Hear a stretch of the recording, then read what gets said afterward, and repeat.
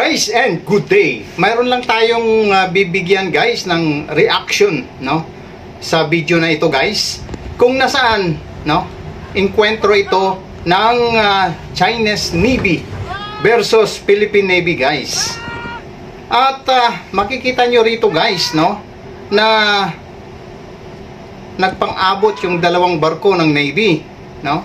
At makikita nyo guys, no, kung gaanong nagsisisigaw, no, yung mga Marines natin, no, yung mga Philippine Navy natin guys, nagsisisigaw. Hindi pala nila kaya, bakit hinayaang dumikit, no, at makipagkiskisan sila sa barko, samantalang pwede naman silang umiwas at lumayo kung alam nilang hindi naman pala nila kaya. Siyempre, mas sophisticated guys yung Chinese Navy. So bakit hinayaan nilang dumikit or kaya binanggaan sila, samantalang kaya naman nilang iwasan kung tutusin, no? Makipag gitgitan ka kung talagang alam mo na yung capacity ng iyong barko ay kayang-kaya mo yung barkong lumalapit sa iyo, di ba guys? So yan guys, nakikita nyo, no? Tinira lang sila ng cannon, no, ng seawater. At nakikita nyo, no, sinisira yung radar scanner nila at saka yung satellite antenna. So yun lang ang binabanata ng mga Chinese vessel. So ewan ko guys kung ano yung update nito, no, dahil ito sa conflict sa West Philippine Sea.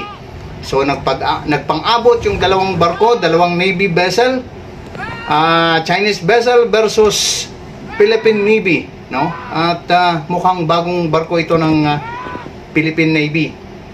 Pero syempre, kung ikaw alam mo na hindi mo naman pala kaya, bakit magtapang-tapangan ka pa para makipag-gitgitan? Okay guys, pwede namang umiwas, no? Pag hindi mo kaya, syempre may mga pamamaraan yan kung paano mo resolbahin, no? Hindi sa ganyan na harap-harapan o makipagbuno ka sa ganyan, malaki yung barko nila, no? Tapos sophisticated, mas sophisticated yan, Chinese vessel yan eh. So guys, kayo na ang bahalang humusga, and please comment down below kung ano yung sa palagay nyo, no, kung ano yung dapat ginawa ng Philippine Navy. Yung sa akin guys, no, is sarili ko lang na opinion yon, no, na dapat tansyahin mo, no, yung capacity ng barko mo. Palagay mo kaya mo, then go. Pero kung hindi mo kaya, bakit mo ipapahamak yung property, yung barko at yung crew, no? Tapos makikita mo yung sigaw, no? Sigaw ng mga kabaro natin or yung mga alam mo na, no, kalahi natin, no? Grabe ang sigaw, no? Oh, see? So kayo na guys ang bahalang mag-comment.